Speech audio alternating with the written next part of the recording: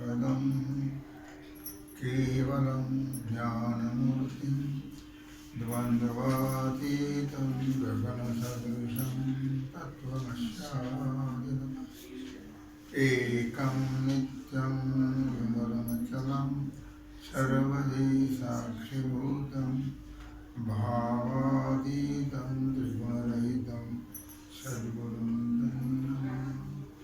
गुरुर्ब्रह्मा गुरुर्विष्णु गुरुर्देवो महेश्वरः गुरुसाक्षात् परब्रह्म तस्मै श्रीगुरवे नमः। शङ्करं शङ्कराचार्यं केशवं बादरायणं सूत्रभाष्यकृतौ वन्दे भगवन्तौ पुनः पुनः। जयांचे गिर्यास्मरण होय सर्वविद्यांचे अधिकरण तेचे बंधू श्रीचरण श्री गुरूंचे तेचे नमस्कारो नियता।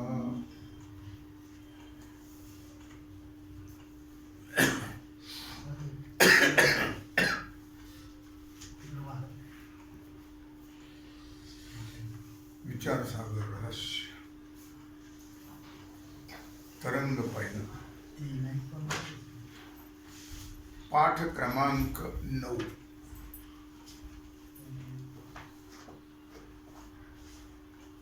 हेडिंग 23। आपण काल पाहिलं असंभावना विपरीत भावना यांचं लक्षण पाहिलं। अपरोक्ष ज्ञानाला कारण काय तेही पाहिलं आपण। अवांतर वाक्य आणि महावाक्याचा विचार केला। त्याचप्रमाणे महावाक्यापासून होणाऱ्या अपरोक्ष ज्ञानाबद्दल शंका निर्माण केली होती विद्यारण्य स्वामींचं मत, तेही पाहिलं आपण। आज सिद्धांतमती केवळ महावाक्य श्रवणापासून अपरोक्ष ज्ञान व श्रवणाधिकाला सार्थकता। पूर्वपक्षाचं म्हणणं बरोबर नाही, कारण शब्दाचा स्वभाव असा आहे की तो व्यवहित म्हणजे दूरदेशच्या, त्याचप्रमाणे भूत किंवा भविष्यकालाच्या कळलं। व्यवहित म्हणजे दूरदेश, भूतकाल मागे गेलेला, भविष्यकाल पुढे येणारा, अशा वस्तूचं ज्ञान भूतकाळातल्या किंवा भविष्यकाळातल्या, व्यवहित म्हणजे दूरदेशातल्या अशा वस्तूचं परोक्ष ज्ञान शब्द करून देतो। दूरच्या वस्तूचं नेहमी परोक्ष ज्ञानच होतं, अपरोक्ष कधीच होणार नाही। कारण आपण स्वर्गाचं उदाहरण पाहिलं, स्वर्ग कोणी पाहिलाय? नाही पाहिलं। शब्दाने फक्त कळलं स्वर्ग आहे, त्या स्वर्गामध्ये अमृत आहे, कल्पतरूचे बगीचे आहेत, चिंतामणीच्या सडका वगैरे वगैरे असं वर्णन केलेलं आहे। स्वर्ग जवळ आहे का दूर आहे? व्यवहित म्हणजे दूर आहे, त्याचं फक्त परोक्ष ज्ञानच होतं दूरचं। जसं व्यवहित स्वर्गस्थ इंद्रादी देवांचं शास्त्ररूपी शब्दाने परोक्ष ज्ञान होतं। व्यवहित वस्तूचं शब्दाने अपरोक्ष ज्ञान केव्हाही होत नाही। आलं लक्षामध्ये? काय सांगितलं? व्यवहित वस्तूचं शब्दाने केव्हाही अपरोक्ष ज्ञान होत नाही, परोक्षच ज्ञान होत।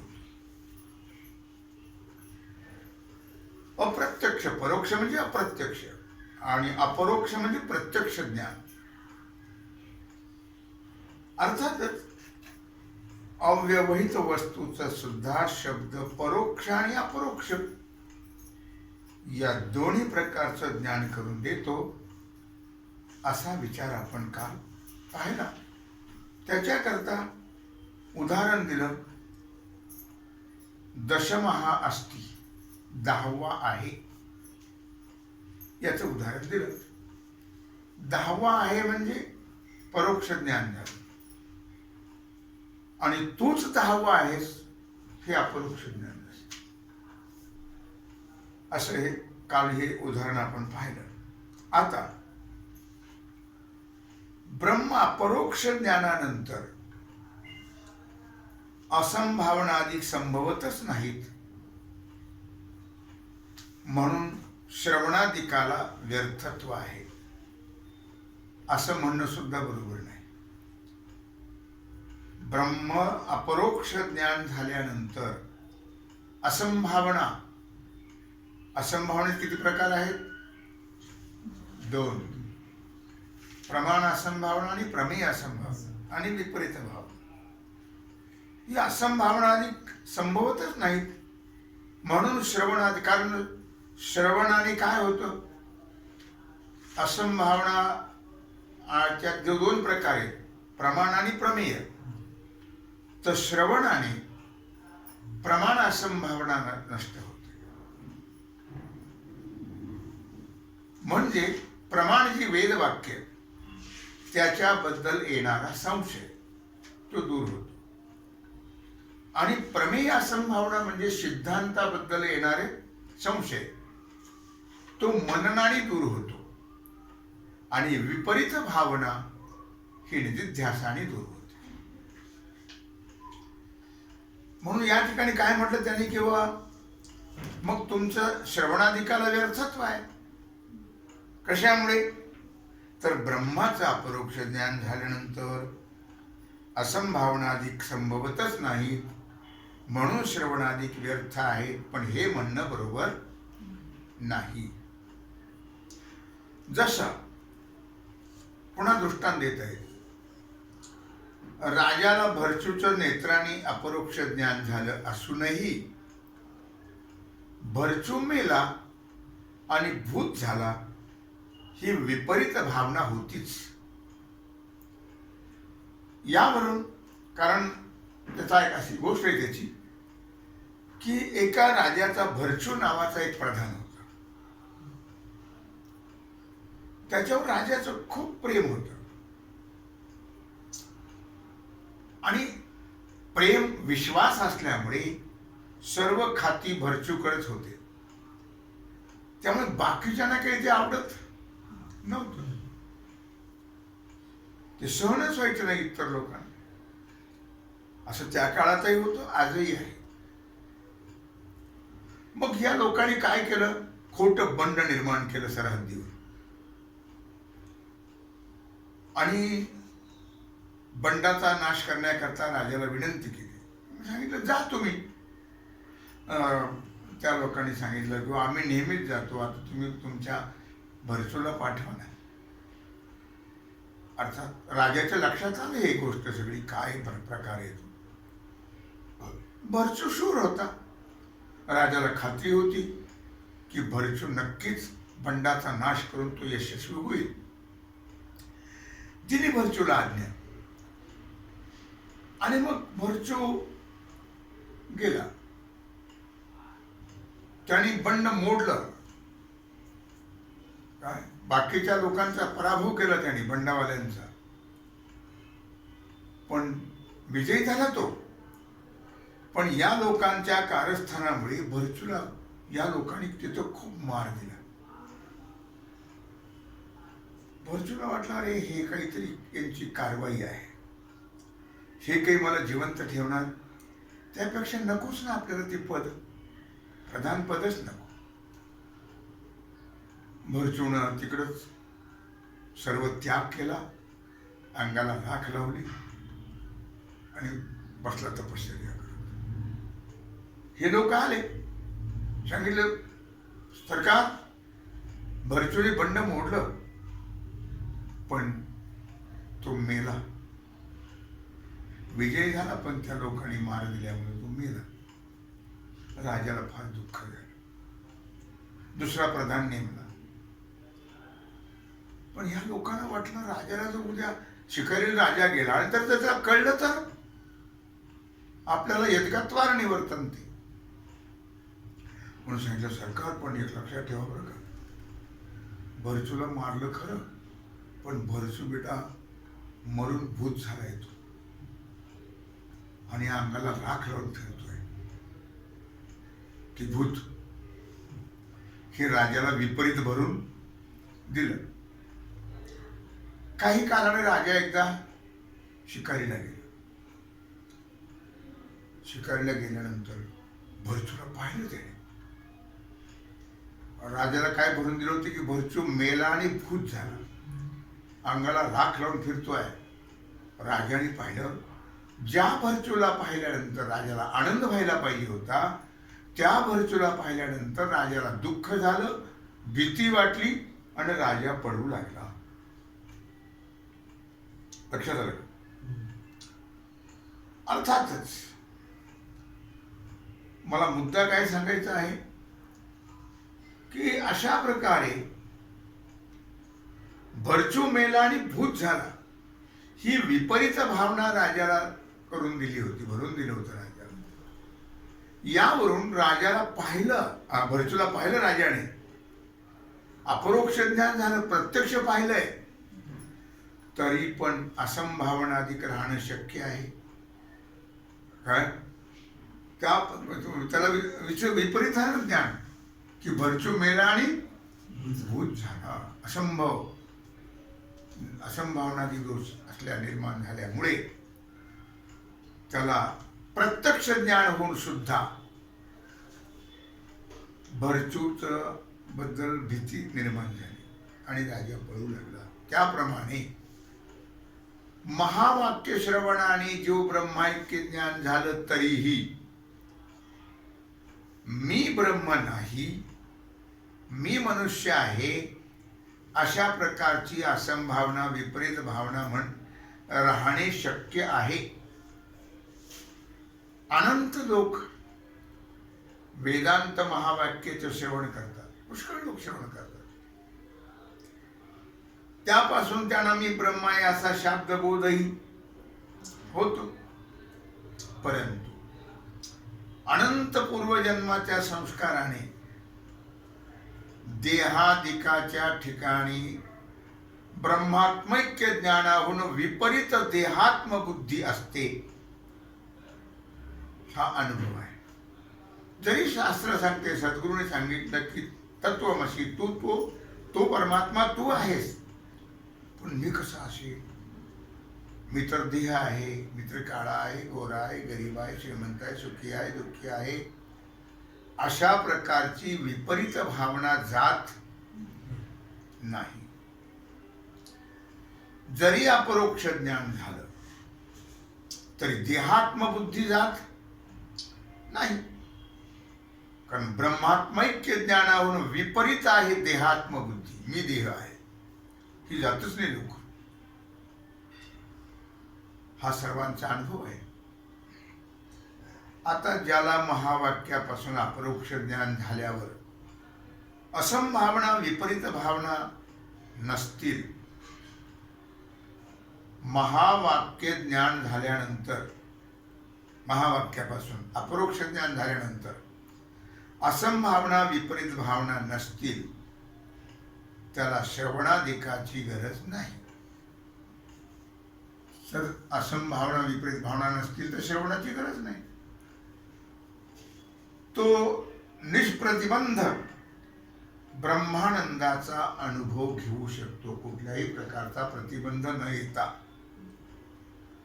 आणि त्याला महावाक्य अर्थज्ञानानंतर असंभावना, विपरीत भावना असतील तर त्याला ब्रह्मानंद प्राप्त होणार नाही. म्हणून त्याने त्या निवृत्त होण्याकरता श्रवण मनन करणं आवश्यक आहे.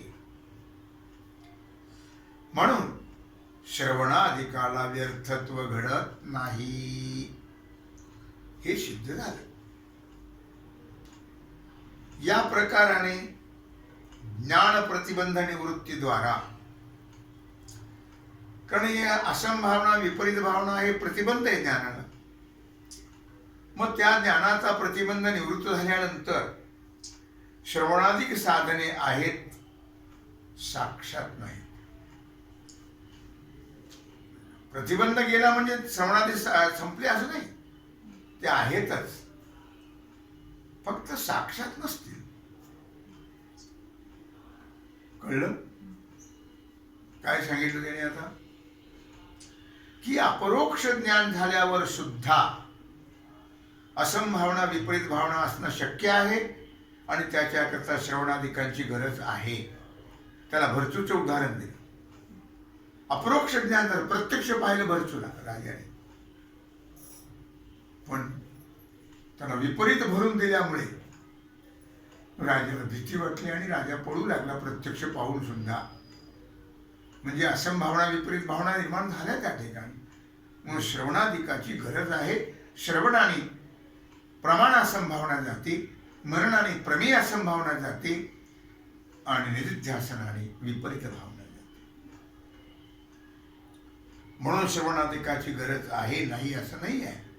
श्रवणाधिकाला व्यर्थत्व मुळीच नाही.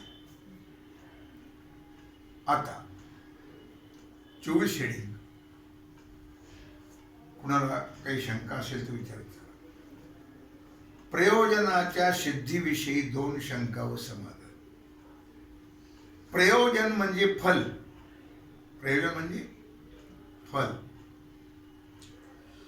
शंका पहिली लक्षात घ्या. प्रयोजनाच्या सिद्धीविषयी 2 शंका आणि समाधान. प्रयोजनाच्या म्हणजे फलाच्या वर्णनामध्ये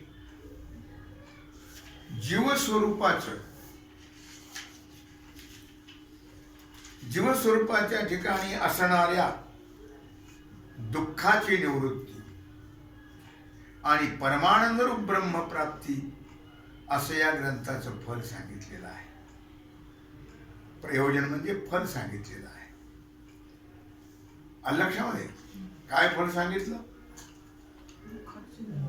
की जीवस्वरूपाचे ठिकाणी असणाऱ्या दुःखाची निवृत्ती आणि परमानंद रूप ब्रह्मप्राप्ती असं या ग्रंथाचं प्रयोजन म्हणजे फल सांगितलेलं आहे. आणि त्या फलालाच मोक्ष असं म्हणतात. मोक्ष म्हणजे काय? ब्रह्मानंद स्वरूपाची प्राप्ती होणं, ब्रह्मानंदाची प्राप्ती होणं. ब्रह्मानंद स्वरूप वेगळं आहे, आपणच आहे ते स्वरूप. पण आवरणातील दोषामुळे आपल्याला ते प्रतिबंध निर्माण झाल्यामुळे कळत नाही. सद्गुरूच्या उपदेशाने ज्ञानाच्या द्वारा तो प्रतिबंध निवृत्त झाला की परमानंद ब्रह्मप्राप्ती जी व्हायची आहे, म्हणजे आपलं स्वरूप जे कळायचं ते कळलं. त्याला म्हणतात प्राप्ताची प्राप्ती. तरी प्राप्ताची प्राप्ती नसते, पण आवरण दोष निवृत्ती झाल्यामुळे हो सापडलं व्यवस्थलं म्हणतात ना, तसं ते प्राप्त झालं असं म्हणतात. म्हणण्याची पद्धत आहे. अर्थात ब्रह्मप्राप्ती म्हणजे मोक्ष, त्यालाच मोक्ष म्हणतात त्या फलाला. परंतु अशा रीतीचे मोक्ष प्रयोजन घडणं शक्य नाही. कारण सर्व वेदवाक्ये जीवाचं परमानंद स्वरूपच प्रतिपादन करतात आणि वेदांत मती त्याचा स्वीकारही आहे. काय सांगितलं? सर्व वेदवाक्ये जीवाचं परमानंद स्वरूपच प्रतिपादन करतात, वर्णन करतात. आणि वेदांत मतामध्ये त्याचा स्वीकारही आहे. वास्तविक अप्राप्त वस्तूची प्राप्ती म्हणणं योग्य आहे. नित्य प्राप्त वस्तूची प्राप्ती म्हणणं संभवत नाही. जीवात्मा हा परमानंद स्वरूपच असतो. मग त्याला पुन्हा परमानंदाची प्राप्ती म्हणणं हे विरुद्ध आहे, अयोग्य आहे. तो परमानंद स्वरूपच आहे आणि त्याला परमानंद स्वरूपाची प्राप्ती झाली म्हणणं. तशीच आत्मस्वरूपाच्या ठिकाणी संसार दुःखाची नित्य निवृत्तीच आहे. आत्मस्वरूपाच्या ठिकाणी संसार दुःख मुळीच नाही. म्हणजे आत्मस्वरूपाच्या ठिकाणी दुःख कालत्रयीही नाही, भूत भविष्य वर्तमान तिन्ही काळात नाही. मग असं असताना दुःखाची निवृत्ती या ग्रंथाचं प्रयोजन आहे असं म्हणणं सर्वथा अयोग्य आहे. यामुळे पूर्वी सांगितल्याप्रमाणे ग्रंथाचं प्रयोजन घडत नाही. प्राप्तच आहे ते, जीव ब्रह्मस्वरूपच आहे अशी आहे शंका. तर याचं समाधान असं सांगतात. हे म्हणणे अगोदर खरं वाटतं बरं का, ऐकल्याबरोबर काय वाटतं? खरं वाटतं. हो बरोबर आहे बरं काय, शंका खरी वाटते. पण विचार केला तर पूर्वी सांगितल्याप्रमाणे ग्रंथाचं प्रयोजन सिद्ध आहे. कारण लोकांमध्ये प्राप्त असलेल्या वस्तूविषयी अप्राप्तीचा म्हणजे वस्तू नष्ट झाल्याचा भ्रम होतो. कळलं का? पुष्कळ वेळा डोळ्याला चष्मा असतो पण लोक कुठेतरी बघत राहतात. नातू विचारतात, आजी काय पाहते? चष्मा. आरशात बघ बरं.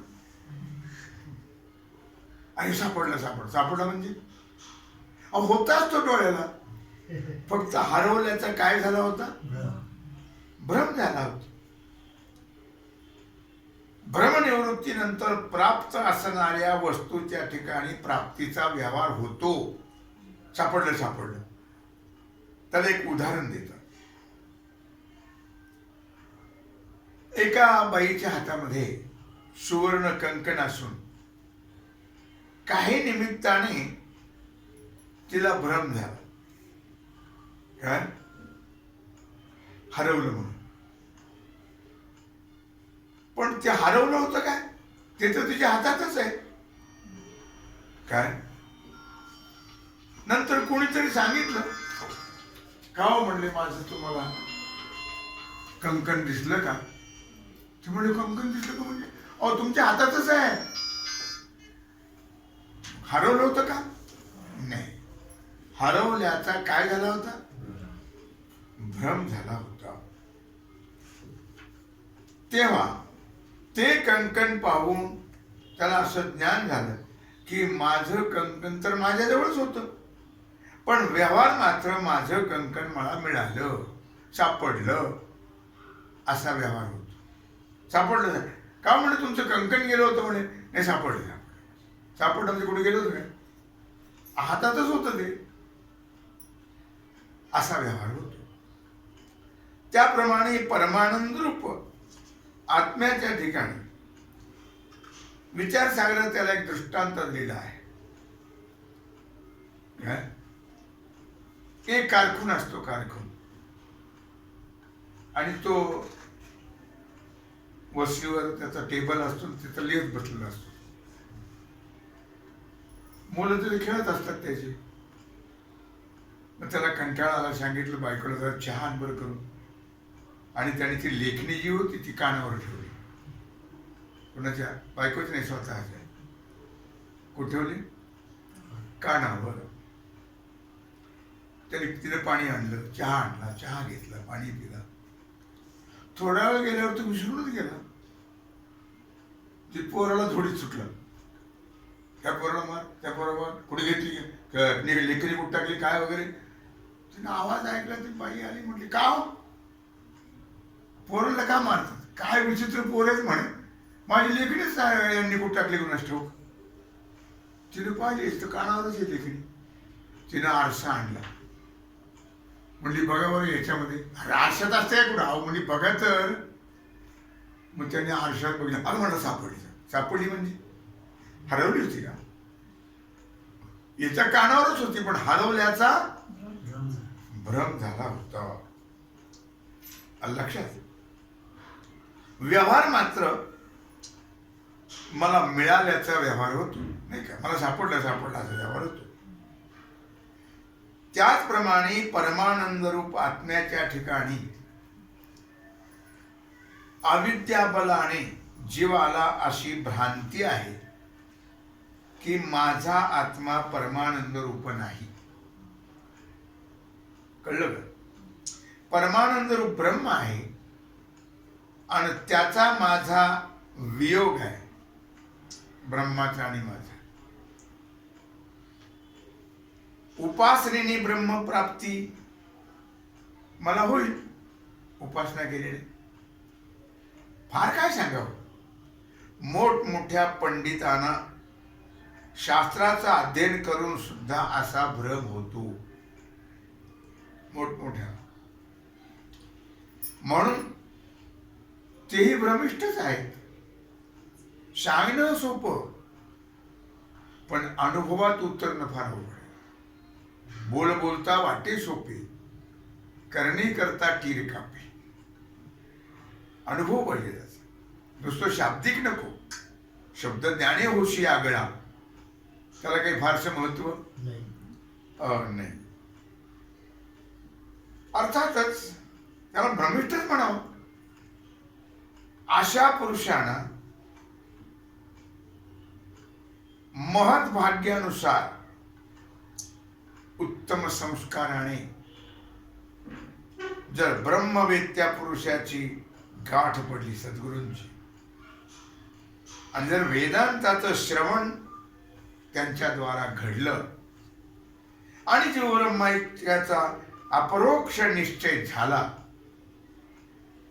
तर ते म्हणतात की आम्हाला परमानंद वेदांत शास्त्राने आचार्य कृपेने प्राप्त झाला.